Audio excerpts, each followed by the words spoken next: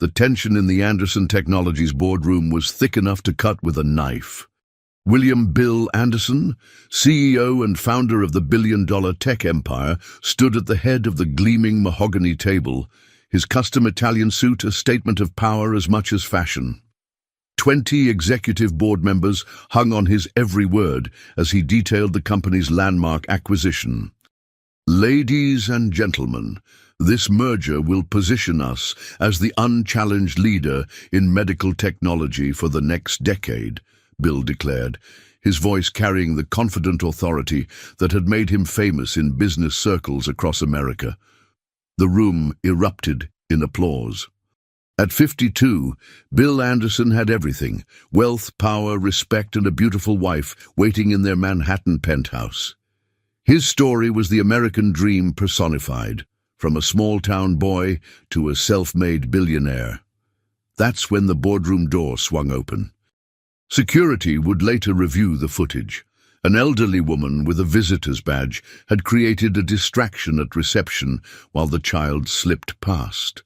Dorothy Williams had worked as a hospital administrator for 40 years before arthritis forced retirement.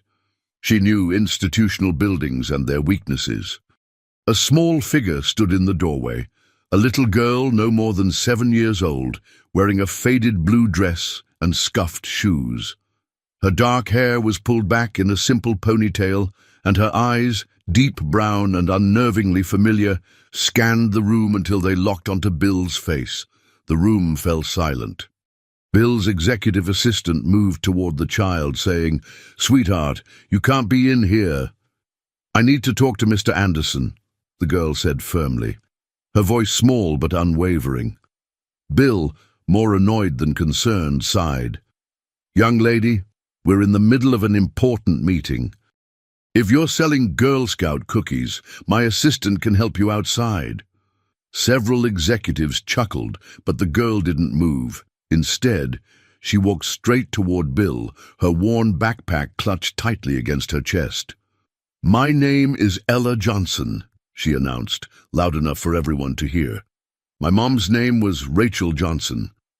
The name hit Bill like a physical blow. His face drained of color, and those closest to him would later recall how his hand trembled against the table. "She died 3 months ago," Ella continued, her voice steady despite the grief evident in her eyes. "Before she died, she told me about you. She said you're my father." The silence that followed was absolute. No one moved, no one spoke. 20 pairs of eyes shifted from the small, determined child to their now visibly shaken CEO. That's impossible," Bill finally managed, but the words lacked conviction. Ella reached into her backpack and pulled out a worn photograph. "She kept this picture of you two together, and she wrote you letters, lots of them. Mrs. Garcia at the post office helped her make copies before she sent them." The mention of another witness, someone who had helped Rachel document her attempts at contact, made Bill's stomach tighten. Security was already moving toward her, but Bill raised his hand, stopping them. Something about the child's eyes, his mother's eyes, made it impossible to dismiss her outright. "How did you get in here?" he asked, his voice barely above a whisper. "Dorothy helped me. She was Mom's friend from the cancer support group. She's waiting downstairs." Ella stepped closer, unafraid. "Mom said you wouldn't want to see me, but she made me promise to find you before—" Her voice finally cracked. "Before they take me away." "Take you away?" Bill's CFO asked, breaking the tense silence. "What does that mean?" "The lady from Child Services," Ella explained, her composure slipping momentarily. "She came yesterday. She said since Aunt Margie moved to Florida and can't take me, and Dorothy's too old, I have to go to foster care on Monday. Mom said you were my last chance." The board members exchanged uncomfortable glances. Bill Anderson, the man known for his unshakable composure and quick decisions, stood frozen, staring at a ghost from his past in the form of a 7-year-old girl. "Mr. Anderson," his CFO finally ventured, "should we reschedule?" It was the photograph in the child's hand that did it. Even from where he stood, Bill could make out Rachel's smile, that same smile that had captivated him 8 years ago, before his first million, before the fame and the carefully constructed public image. "Everyone out," Bill ordered, his voice returning. "Now, please." As the room cleared, Bill found himself alone with the daughter he never knew he had, or perhaps, he realized with growing dread, the daughter he had chosen to forget. Outside the boardroom, whispers already raced through the company. Sarah Kim from legal texted her roommate, "OMG, some kid just showed up claiming to be the boss's secret daughter." Bow, and just like that, the carefully constructed wall between Bill Anderson's private past and public present began to crumble. Dorothy Williams clutched her worn leather purse on her lap, perched nervously in the imposing lobby of Anderson Technologies. At 72, she'd never imagined she'd be sitting in one of Manhattan's most prestigious buildings, surrounded by glass, steel, and people rushing by in expensive suits. But then, she'd never imagined she'd be responsible for a 7-year-old orphan either. "Mrs. Williams?" A security guard approached, his expression stern. "I need to speak with you about how you and the child gained access to this building." Dorothy squared her shoulders. "Young man, I spent 40 years as head administrator at Queen's Memorial. I've faced down doctors who thought they were God. You don't scare me." Upstairs, little Ella was facing the father who had never known her. Dorothy prayed she'd done the right thing. The social worker, Ms. Patel, had been clear. Without a blood relative willing to take custody, Ella would enter the foster system on Monday morning. 3 months earlier, Dorothy had been nothing more than Rachel Johnson's fellow cancer support group member. She'd watched Ella grow from afar, often babysitting when Rachel had chemotherapy appointments. Rachel had built a small but tight community. Dorothy, Margie, Rachel's cousin, who had recently moved to Florida for a job opportunity, Pastor Jim from the community church, and the Garcia family who owned the bodega downstairs from their apartment. But none were in a position to take permanent custody of a child. "I need to tell you something, Dorothy," Rachel had whispered one night from her hospice bed, Ella asleep in the chair beside her. "Ella's father isn't dead like I told everyone." Dorothy's arthritic fingers tightened around Rachel's hand. "Who is he, dear?" "William Anderson. The tech guy. He's on magazines sometimes." Rachel's eyes had glistened with unshed tears. "We were together before he got rich. When I told him I was pregnant, he said it wasn't the right time, that he had plans." Dorothy remembered gasping. Everyone in America knew Bill Anderson's face. "Does he know about Ella?" "I wrote him letters for years. He never answered." Rachel's voice had grown urgent. "Promise me you'll take her to him when I'm gone. She has nobody else, and they'll put her in the system." Now, 3 months after Rachel's passing, Dorothy had kept her promise. Getting into the building had been the hard part, but Dorothy had lived through the Great Depression. She knew a thing or two about determination. A faked phone call about delivering documents, a convenient visitor badge, and a timed distraction at the reception desk had allowed Ella to slip toward the elevators. Upstairs, in the now-empty boardroom, Bill Anderson paced while Ella sat calmly in one of the executive chairs, her feet dangling well above the floor. The room felt too large, too quiet. "This is complicated," Bill finally said, running a hand through his salt and pepper hair. "You understand that I can't just take your word for this. There are procedures, tests." "Mom said you'd say that," Ella interrupted, her voice small but steady. "She said you'd want a DNA test. She also said you have a birthmark shaped like Florida on your shoulder." Bill's pacing stopped abruptly. The birthmark was not public knowledge. No one except his wife Margaret, and those who had known him intimately would know about it. Rachel had known. "Your mom," he started carefully. "She was a waitress." Ella nodded. "At Joe's diner. But she went back to school too." She was studying to be a nurse when she got sick. She almost finished, but then the cancer came back. The details aligned with the Rachel he'd known, ambitious, hard-working. They'd met when he was just starting his company, working 18-hour days and eating most meals at the diner where she served. She was putting herself through community college, dreaming of a healthcare career. Their relationship had been brief but intense, until his first investor had come through and suddenly his trajectory had changed. "These letters you mentioned," Bill said, forcing himself to sound calmer than he felt. "Do you have them?" Ella nodded and pulled a bundle tied with faded blue ribbon from her backpack. "She wrote you one every month for a while, then just on my birthdays." She hesitated. "I can read, you know. I read them." Bill took the bundle, his fingers trembling slightly. The top envelope was addressed in handwriting he hadn't seen in years, but instantly recognized, postmarked 7 years ago, around the time Ella would have been born. "Mr. Anderson?" His assistant Bobby appeared at the door, concern etched on his face. "There's an elderly woman downstairs being questioned by security. She says she's with the child." "That's Dorothy," Ella explained. "She promised Mom she'd take care of me, but she can't really. Her hands hurt a lot, and we don't have much money since Mom died. Mrs. Garcia from the bodega gives us leftover bread sometimes." The casual mention of poverty, of relying on charity for basic needs, hit Bill with unexpected force. Bobby's eyes widened in recognition at the situation, quickly averting his gaze from his boss. "Bring her up," Bill instructed, his voice hollow. "And Bobby?" Not a word of this to anyone, not yet. As Bobby left, Bill turned back to Ella, really looking at her for the first time.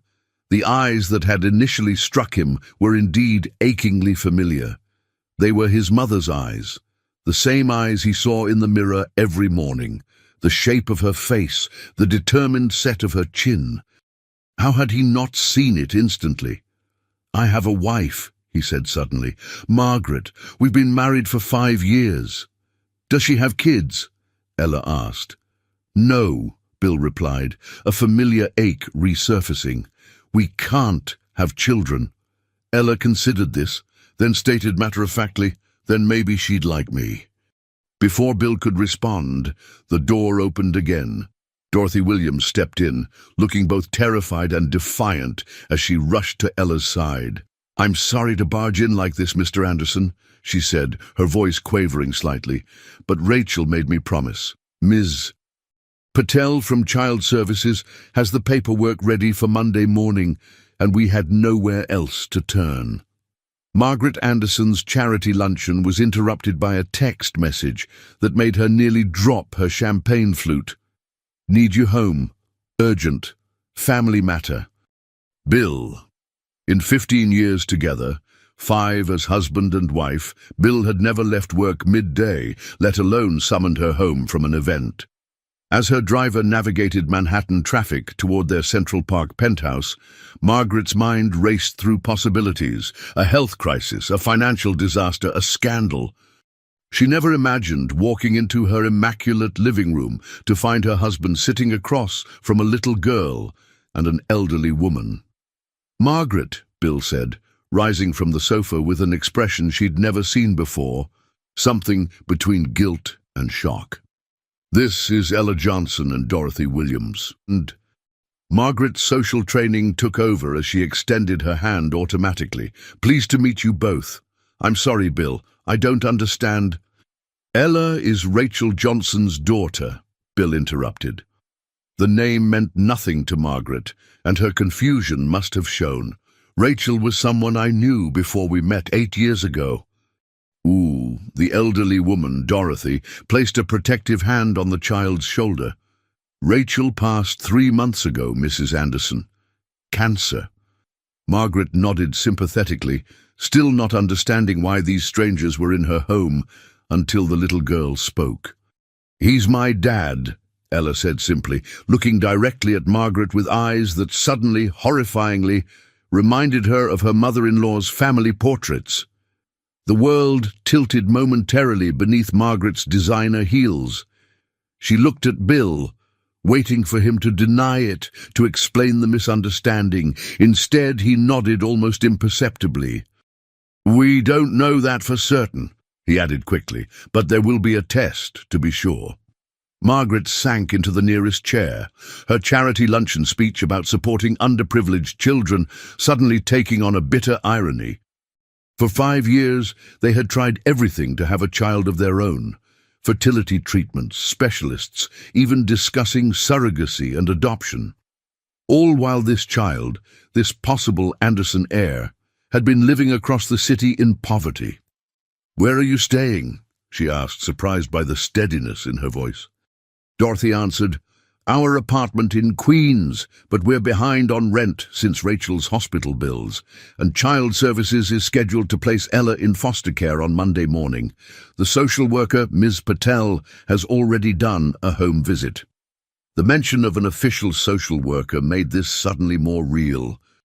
This wasn't just a claim, there were already government systems in motion. "You'll stay here tonight," Margaret interrupted, ignoring Bill's startled expression. "We have plenty of room, and this is a lot to process, for everyone." Later, after showing their unexpected guests to the guest suite, Margaret cornered Bill in their bedroom.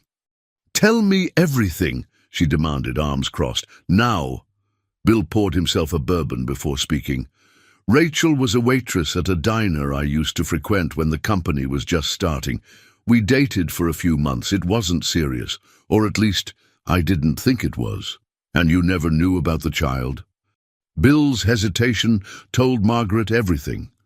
"She wrote to you," Margaret realized, her voice dropping. "Didn't she?" "I was raising capital, working 20-hour days.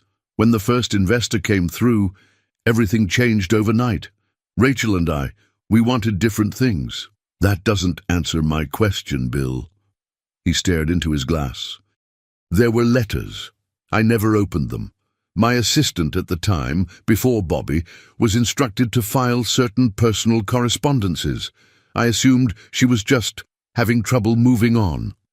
The silence between them stretched, filled with unspoken accusations and fears. "She has your mother's eyes," Margaret finally said. Bill nodded, his face ashen. "I know. What will you do if she's yours?"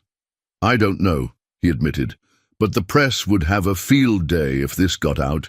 Tech billionaire abandons child while preaching family values. Our stock would plummet."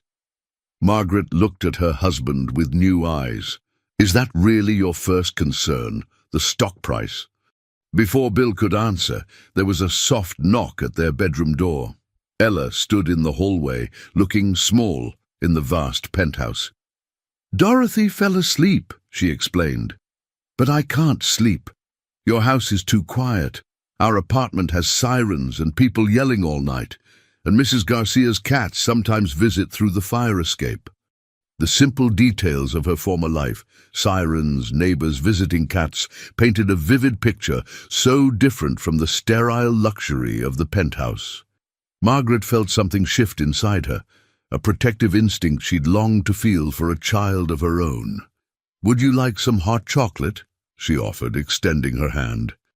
As Ella took it, Margaret glanced back at Bill, still frozen with his drink. "The stock price," she said quietly, "should be the least of your worries right now." In the kitchen, as Margaret warmed milk for Coco, Ella studied the refrigerator photos. Bill and Margaret on vacation in Bali, at charity galas, on their yacht. "My mum kept your pictures too," Ella said. "The ones from magazines. Mrs. Garcia helped her cut them out. Mum said it was important I know what you looked like, for when I met you someday." Margaret's hand stilled on the saucepan. "Did your mum talk about Bill a lot?" Ella shook her head. "Not until she got sick. Then she told me everything. She said she never stopped loving him, even when he didn't want us." The simple brutality of a child's honesty left Margaret speechless. In her world of Manhattan elite, emotions were carefully managed, resentments expressed through subtle social maneuvers. This straightforward pain was unfamiliar territory. "My mom wasn't mad at him," Ella continued, accepting the mug of cocoa. She said he had important things to do, and we would have just gotten in the way.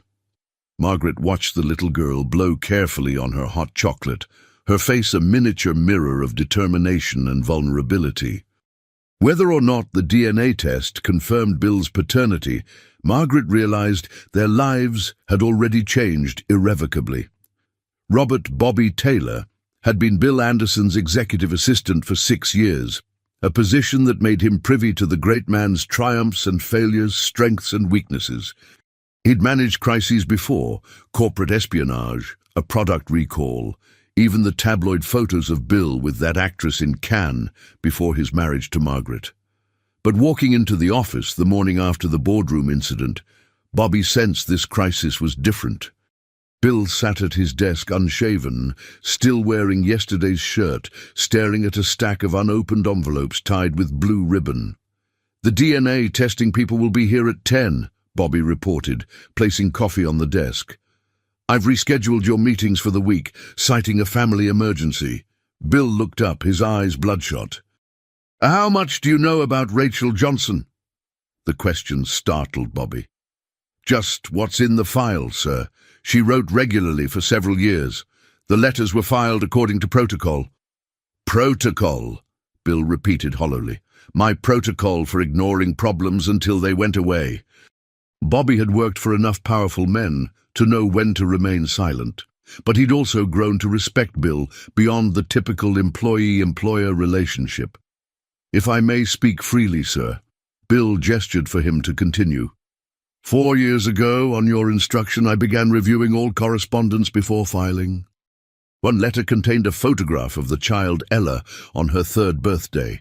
There was a cake with 3 candles, and she was wearing a party hat. Bill's head snapped up. "You knew all this time?" "I placed the photo on your desk with the morning briefing. You glanced at it, then told me to handle it and file it away with the others." Bobby paused. "Since then, I've sent a gift card anonymously to the return address every Christmas and birthday. I hope that wasn't overstepping." The revelation hit Bill like a physical blow. He had seen his daughter's face before and simply dismissed it. What kind of man had he become? "How much?" Bill asked after a long silence.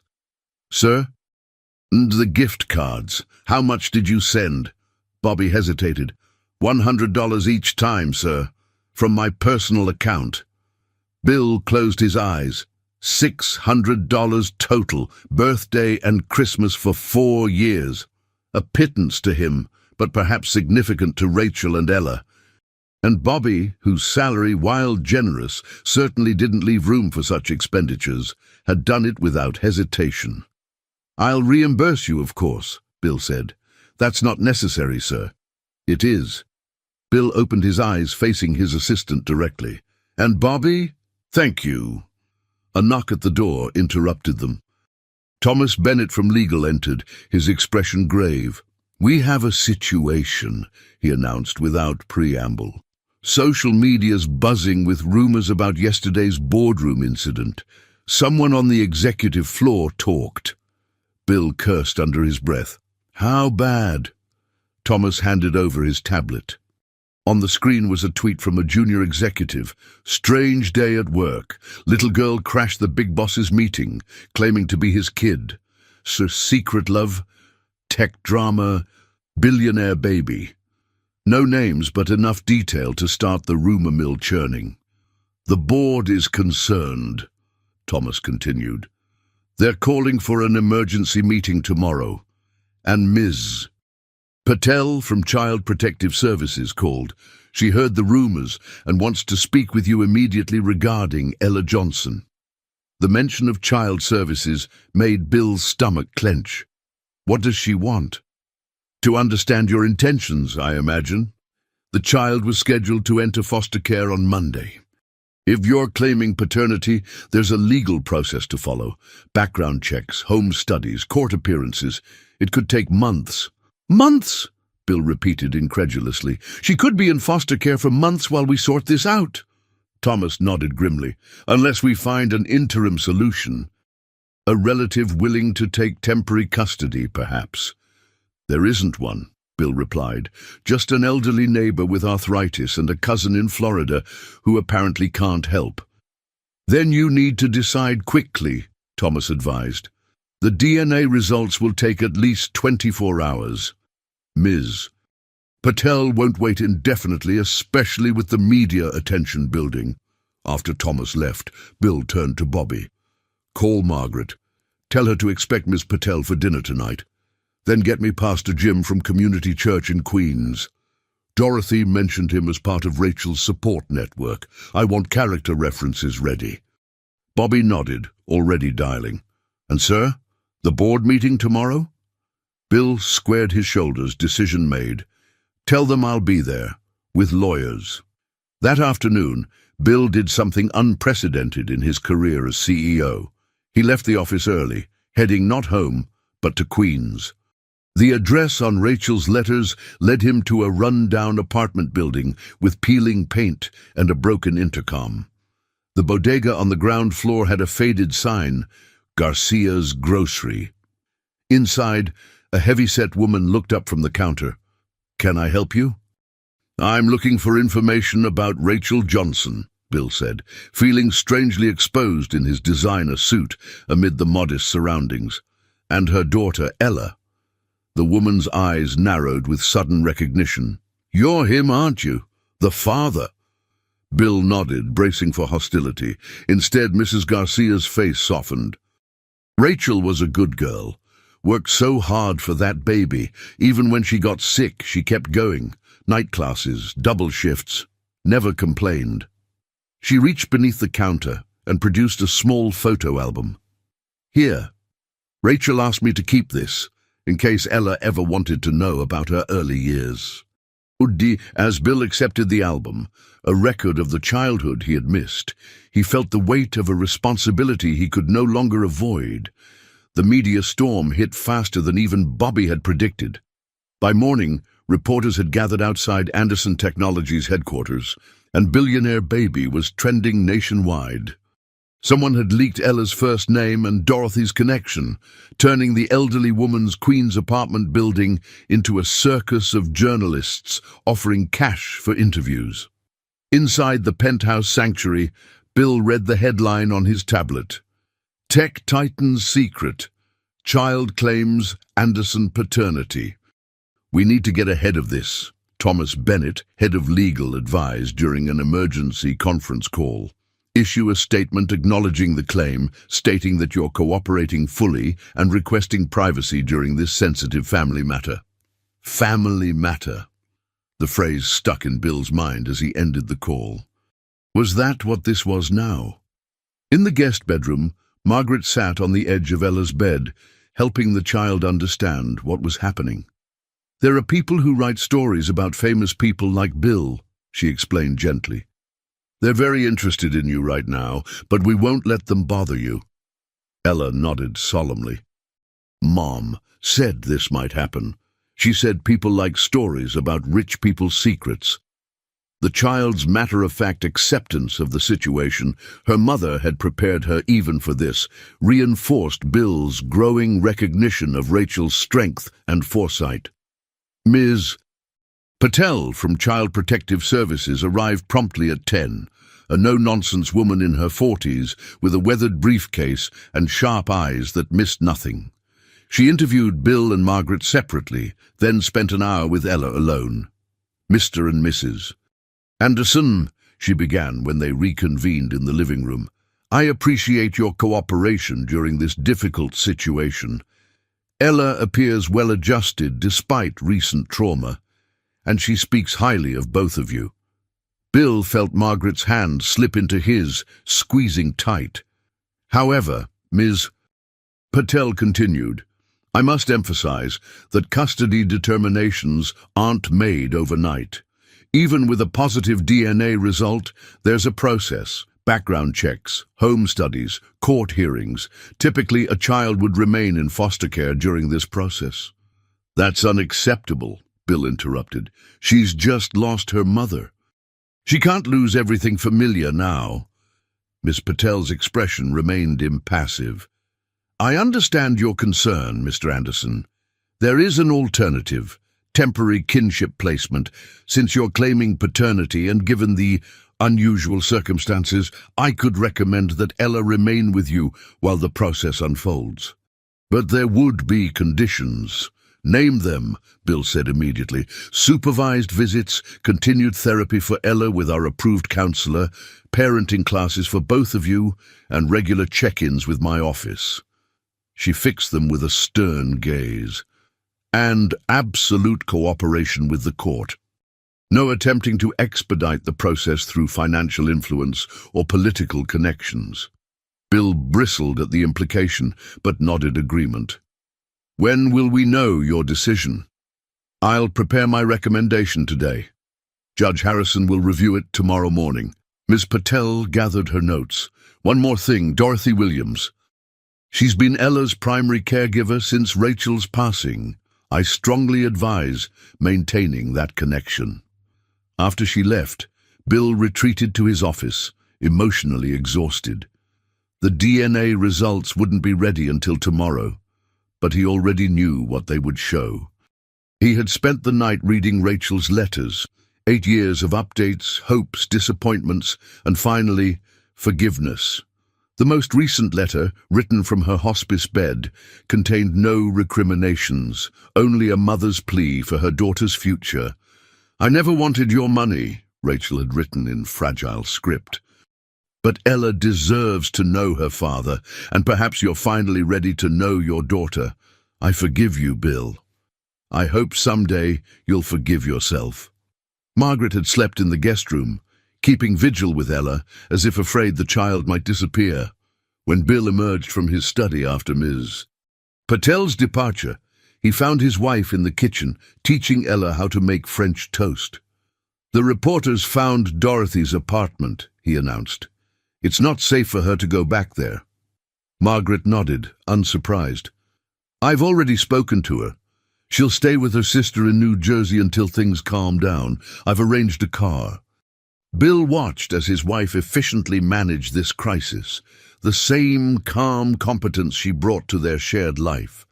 Margaret had always been his perfect partner, complementing his vision with her practicality. They had been a power couple, Manhattan royalty. Now he wondered if their childless state had been a blessing in disguise. What kind of father would he have been when he could so easily dismiss a child's existence? Mr. Anderson? Dorothy approached, her few belongings packed in a worn suitcase. Before I go, there's something else you should know. Bill braced himself for another revelation. Rachel never cashed those gift cards your assistant sent, the elderly woman said quietly. She kept them in a box. She said they meant you hadn't completely forgotten, even if you couldn't face the truth. She was saving them for Ella's college fund. The simple dignity in Rachel's response to his pathetic, delegated gesture of support made Bill's chest tighten with shame. I'll drive you to your sister's, he decided suddenly. Myself. Now. Margaret looked up in surprise. Bill, there are reporters everywhere. Good, he said firmly. Let them see me taking responsibility. It's about time someone did. The formal dining room of the Anderson penthouse had hosted senators, CEOs, and once, briefly, a European prince. Tonight, it held a more intimate gathering. Bill, Margaret, Ella, and Thomas Bennett, family attorney extraordinaire who had arrived with a stack of documents and a carefully neutral expression. The DNA results are conclusive, Thomas said, sliding a paper across the table. 99.9997% probability of paternity. Though expected, the confirmation hit Bill with surprising force. There was a difference between suspecting and knowing, between possibility and irrefutable fact. Judge Harrison has reviewed Ms. Patel's recommendation, Thomas continued. She's approved temporary placement with you while the formal custody process proceeds. There will be supervised visits twice weekly, mandatory parenting classes, and a full home study in 30 days. How long until permanent custody? Margaret asked. Thomas's expression was carefully measured. 3 to 6 months, assuming everything goes smoothly. Family court moves at its own pace, even for billionaires. Ella sat quietly, legs swinging beneath the table, attention divided between the adult conversation and the elaborate dessert Margaret had served. Chocolate mousse in crystal dishes that had been a wedding gift from Margaret's grandmother. "What about school?" Margaret asked, ever practical. "Her current school year has been disrupted already." "I can arrange private tutors until fall," Thomas suggested. "Then perhaps Westfield Academy? They've accepted Anderson Foundation donations for years." Bill watched Ella carefully scrape her dessert dish, using the same methodical approach he applied to complex problems. "Ella, what do you think about all this? About staying here with us?" The child looked up, her face serious. "Dorothy can't take care of me. Her hands hurt too much for cooking, and her apartment is too small. And Mom said—" Her voice wavered slightly. "Mom said you were my father, and that's where I belong. Do you want to stay with us?" Margaret clarified gently. Ella considered the question with surprising thoughtfulness for a 7-year-old. "I miss my mom, and our apartment, and Mrs. Garcia's cats, and Pastor Jim's stories." Her voice caught slightly. "But I like it here too. You have books, and you make good French toast." The simple, honest assessment brought an unexpected smile to Margaret's face. "We can get more books, and make French toast every day if you want." Thomas cleared his throat. "There's the matter of the press. We've issued the statement, but they'll want more. Photos, interviews. I recommend a controlled release, one exclusive interview with a friendly outlet, professional family photos, the full Anderson charm offensive." DeBill felt a flare of irritation. "She's not a product launch, Thomas."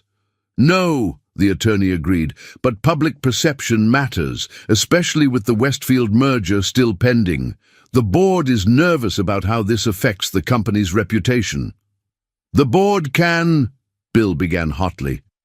"Bill," Margaret interrupted, with a meaningful glance toward Ella, "maybe we should discuss these details later."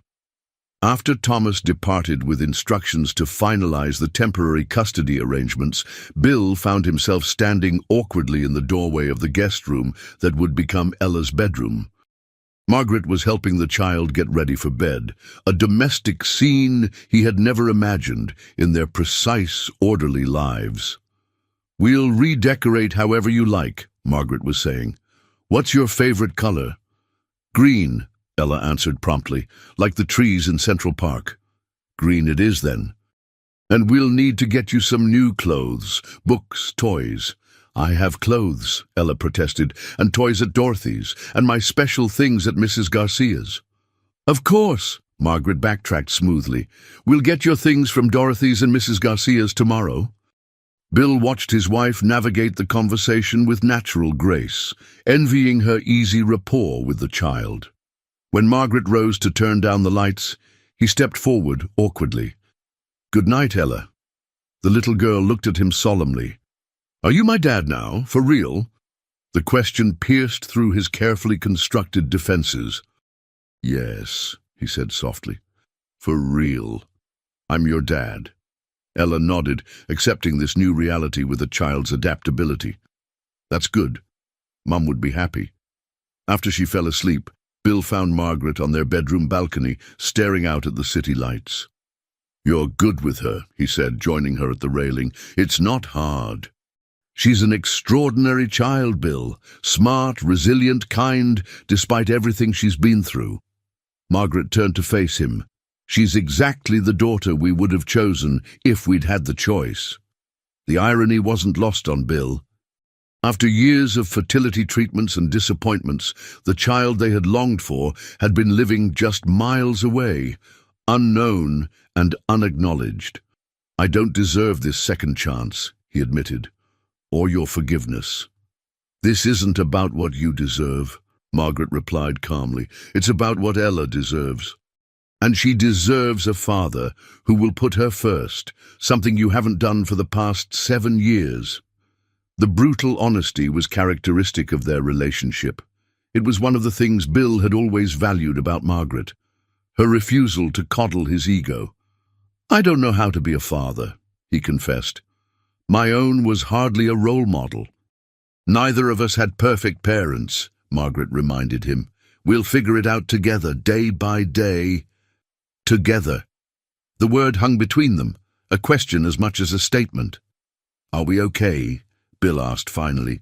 "You and me?" Margaret didn't answer immediately, weighing her words with characteristic care.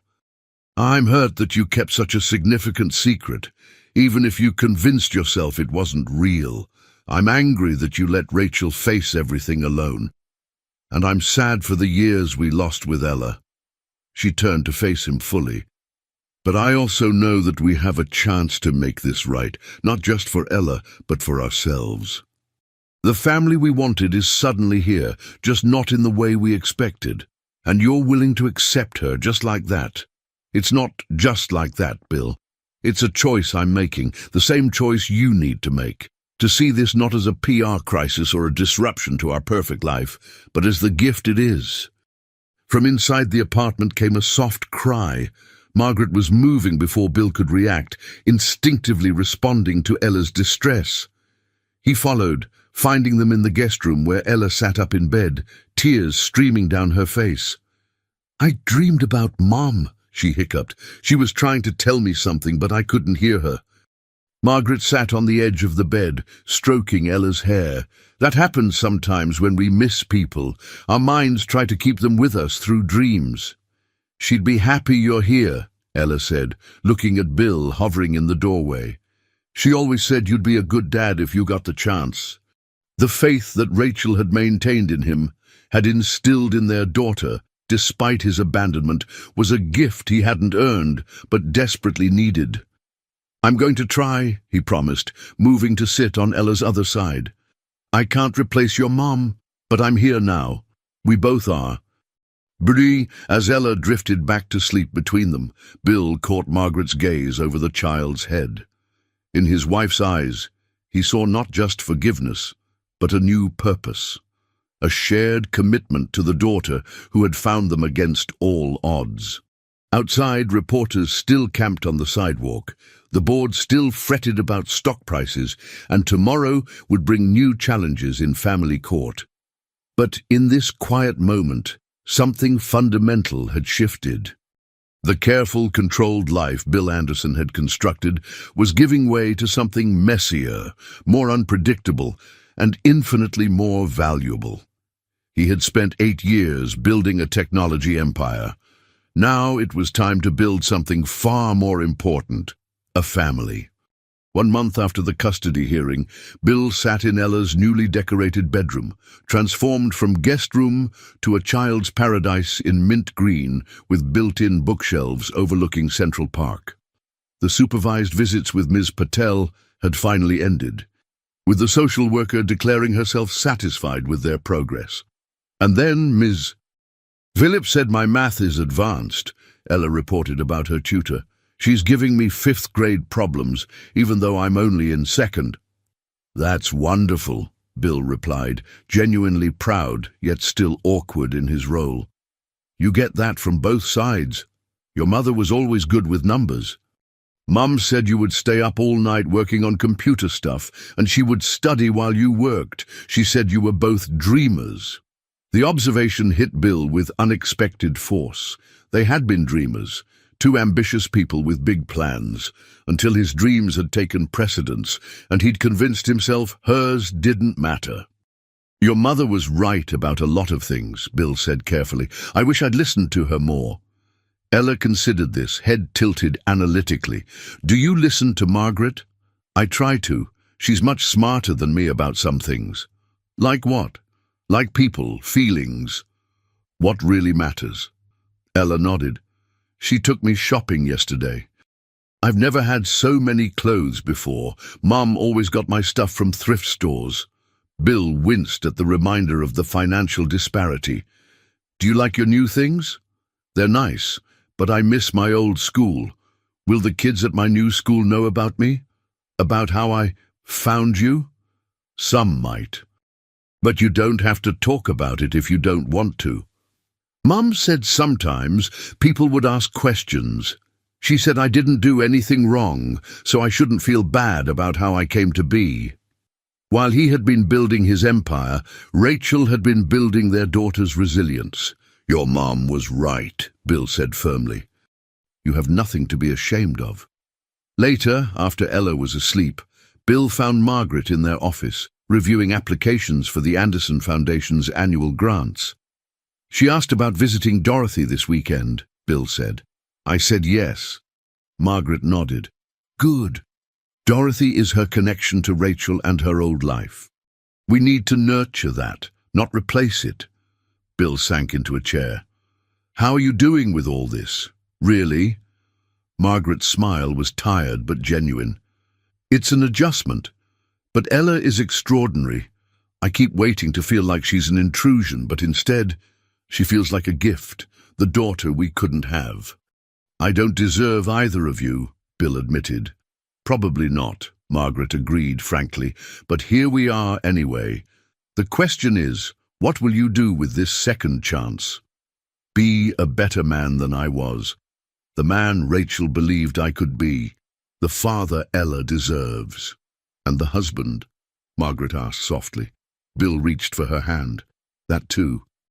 If you'll let me. Their moment was interrupted by a soft knock. Ella stood in the doorway in green pajamas, looking small and uncertain. I had the dream again, about Mom trying to tell me something.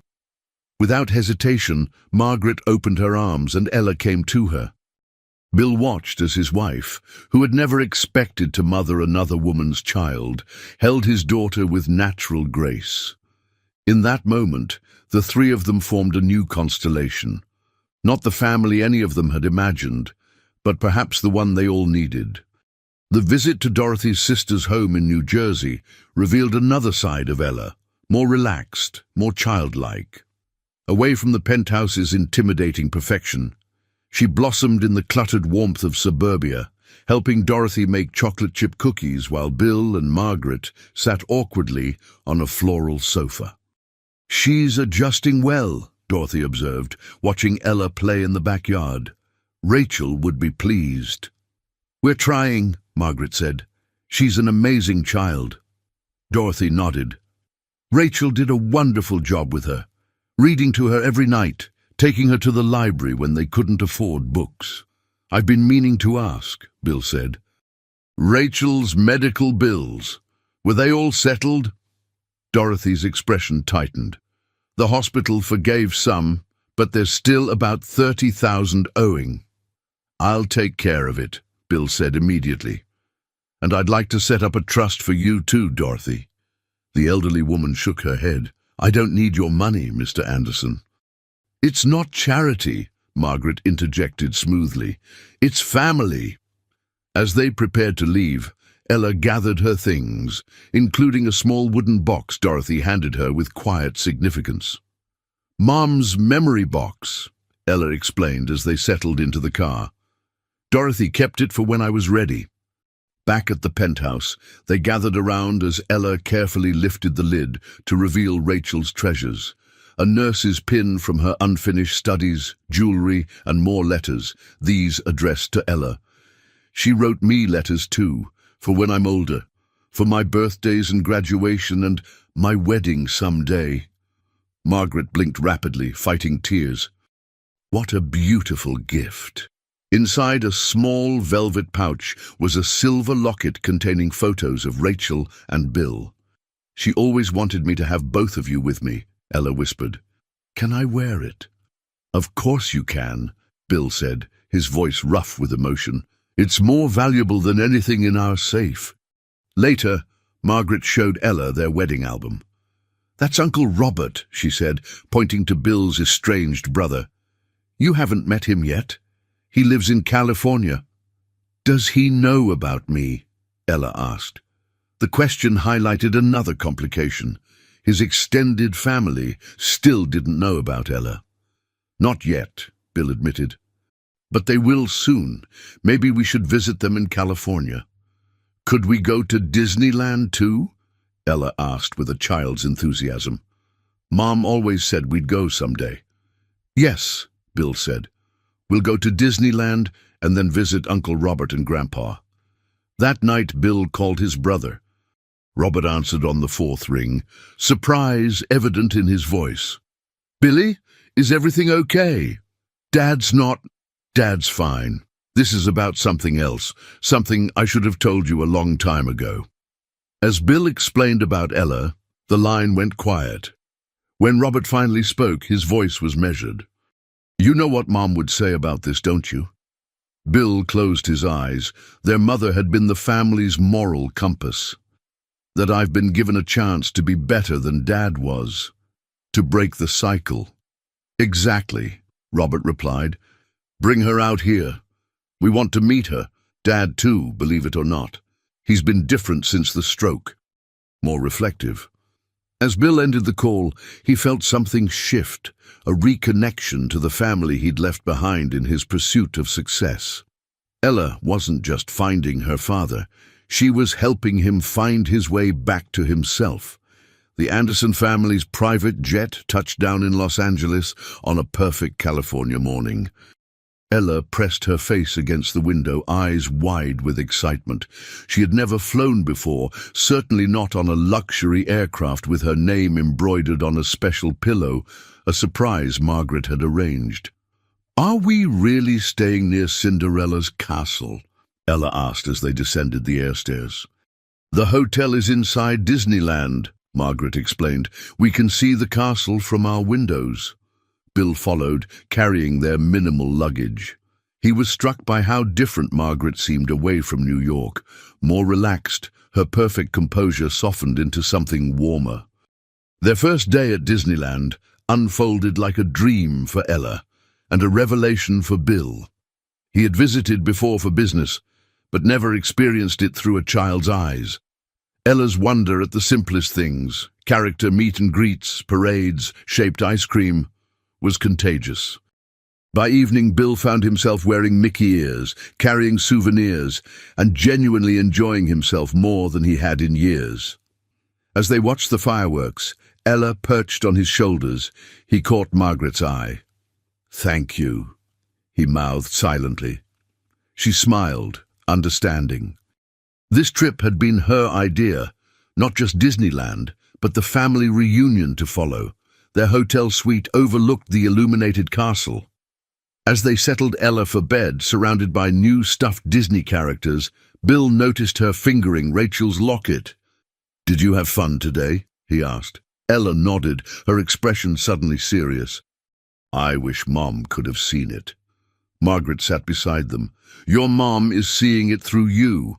And tomorrow, when we ride the teacups again, we'll think of her specially, okay?" Ella considered this, then nodded.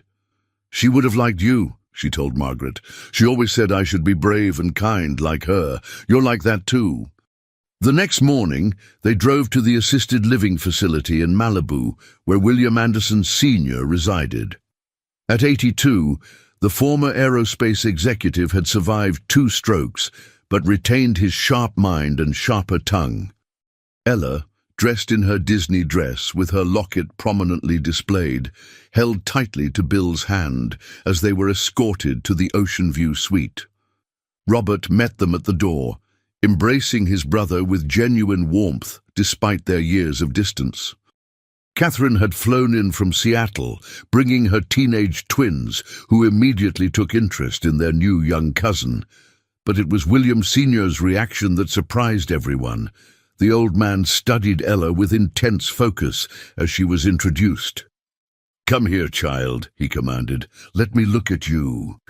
Now, Ella approached without hesitation, standing before him with the same direct gaze she'd used when confronting Bill in the boardroom.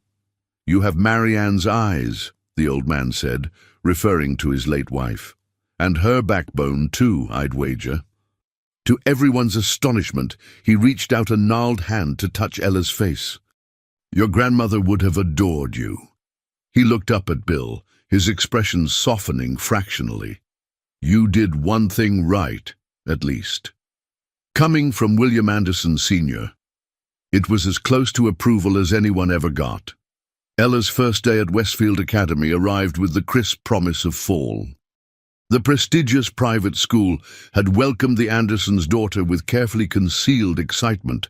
Having a billionaire's child enrolled was good for both reputation and endowment funds. "What if nobody likes me?" Ella asked, as their driver navigated Manhattan traffic. She wore the school's uniform, plaid skirt, navy blazer, and looked simultaneously younger and older than her 7 years. "They'll like you because you're you," Margaret assured her. At the school gates, they encountered what they'd been dreading: paparazzi. Despite legal warnings, a few photographers always managed to appear. 5 months after Ella's dramatic entrance into their lives, the story still held public fascination. "Ignore them," Bill instructed, keeping his arm around Ella. Westfield's headmistress greeted them personally, escorting Ella to her classroom while Bill and Margaret completed paperwork. When it came time to leave, Bill found himself unexpectedly emotional. "She'll be fine," Margaret assured him. "This is a good thing, Bill.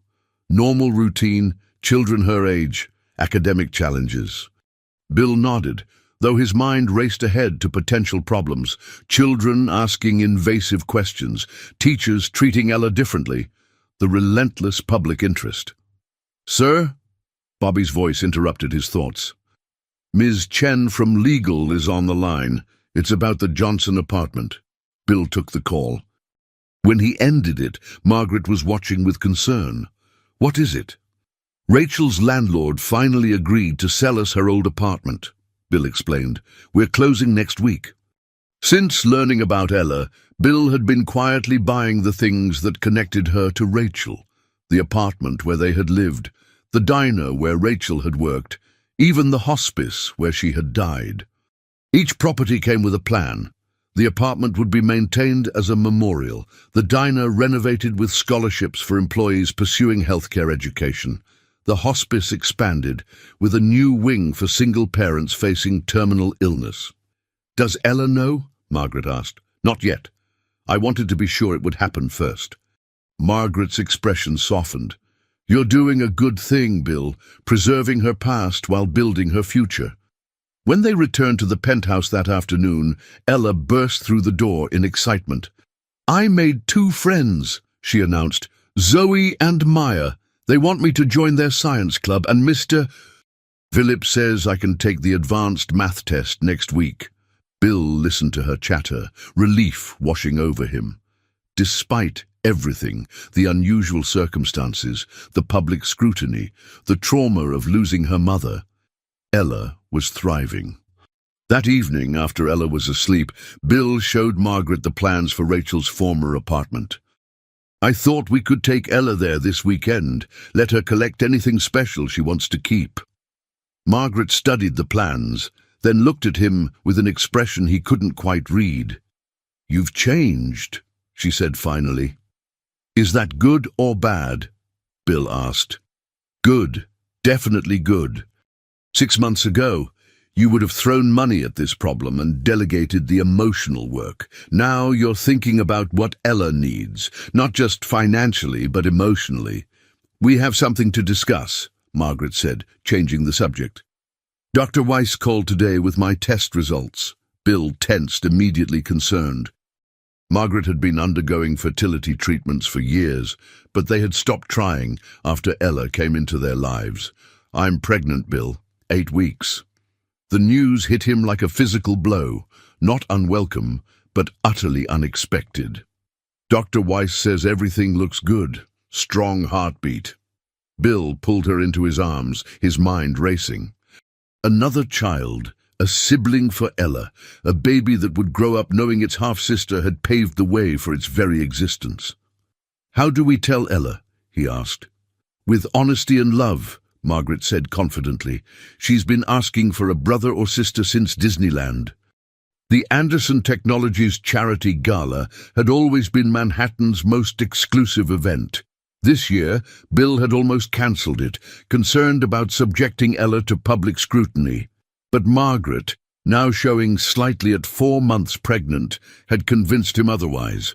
We can't hide forever, she'd reasoned. So here they were, Bill in a custom tuxedo, Margaret radiant in midnight blue, and Ella in a green dress that matched her eyes, Rachel's locket visible at her throat.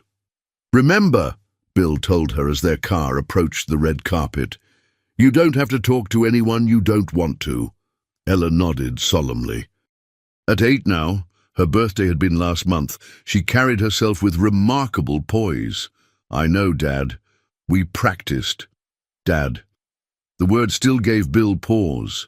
They had progressed from Mr. Anderson to Bill to Dad over the past 8 months, each transition marking a new level of trust. The cameras flashed when they emerged. Inside the grand ballroom, decorated to showcase the Anderson Foundation's new focus on educational access and medical support for single-parent families, the elite of New York society waited. Many had followed the Ella Johnson story with interest. Some had even placed bets on how long the arrangement would last. None had expected what they now witnessed, not just acceptance, but genuine family bonds. For 2 hours they circulated among guests, accepting well wishes for both Ella's integration and the impending new arrival. Bill observed with pride how naturally Margaret included Ella in conversations, how the child handled adult attention with grace. "She's a natural," Thomas Bennett commented, appearing at Bill's elbow with champagne. "You'd never know she grew up in Queens." Bill bristled at the implied snobbery. She did grow up in Queens, with a mother who taught her values that money can't buy. As the evening progressed, Bill took the stage for his annual address. Tonight, however, he deviated from the script his PR team had crafted. "Many of you know that this has been a year of unexpected changes for my family," he began. 8 months ago, a brave little girl walked into my office and changed everything. Not just my life, but my understanding of what truly matters. The room fell silent, 200 of New York's most powerful people hanging on his words. "I've built a company valued at billions, but I nearly missed the most valuable gift of all, the chance to know my daughter." Bill found Ella's eyes in the crowd. "Ella, would you join me up here?" Murmurs rippled through the audience as the child made her way to the stage. Bill lifted her to stand beside him, her small hand in his. "Tonight, I'm announcing a shift in our mission. The Rachel Johnson Initiative will provide comprehensive support for single parents facing catastrophic illness, medical care, childcare, housing, educational opportunities, and legal assistance." The announcement was met with applause, but Bill wasn't finished. Rachel Johnson did something far more impressive than building a company. She raised an extraordinary daughter, alone, while facing terminal cancer. She did it with grace, courage, and love that I can only aspire to match. Tears glistened in Ella's eyes as she looked up at her father. Bill knelt to her level, momentarily forgetting the crowd. "Your mother was the real hero of this story," he told her, "and this foundation will honor her legacy." The only reaction that mattered was Ella's tight hug and whispered, "Mom would be so proud." The baby's cry echoed through the penthouse at 3 a.m., pulling Bill from exhausted sleep. Beside him, Margaret stirred but didn't wake. "I've got him," Bill murmured, though she was already asleep again. In the nursery, Bill lifted his son from the bassinet. The tiny boy, red-faced and indignant, quieted somewhat at his father's touch. "Shh," Bill soothed, offering a bottle. "Let's not wake everyone, buddy." As the baby settled into feeding, Bill sank into the rocking chair, marveling at how natural this felt now. A year ago, he would have been paralyzed by such intimacy, such responsibility. Now it was simply part of who he was, a father, twice over. "Dad?" Ella's voice came from the doorway. At 8.5, she stood tall in her NASA pajamas, hair mussed from sleep. "Is Mikey okay?" "Just hungry," Bill assured her. "You should be asleep. It's a school night." Ella padded into the room anyway, curling into the window seat beside the rocking chair. I don't mind. I like watching you with him. I like watching. In the dim light, father and daughter shared a comfortable silence, broken only by the baby's soft sounds. It's been a year, Bill said softly. Since you found me. Ella nodded. 13 months and 6 days, she corrected with characteristic precision. I was keeping track. Are you happy, Ella? With us? With everything? I'm happy, Ella confirmed.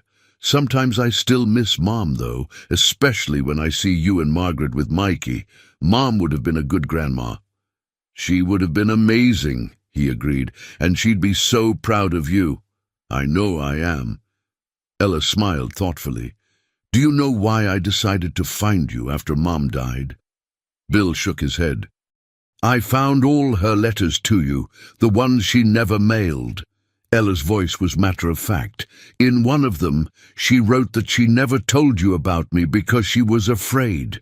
Not that you wouldn't want me, but that you'd take me away from her, that you'd have better lawyers, more money. The revelation stunned Bill. The idea that Rachel had actually feared him using his power against her was a painful insight. But then, in her last letter, the one she never sent, she wrote that she was wrong, that she should have given you a chance to be my father. Ella looked directly at him now. That's why I came to find you. Because Mom said she was wrong and that you deserve to know me. Thank you for telling me that. In his arms, baby Michael had fallen asleep. Bill set the bottle aside, carefully shifting the infant to his shoulder.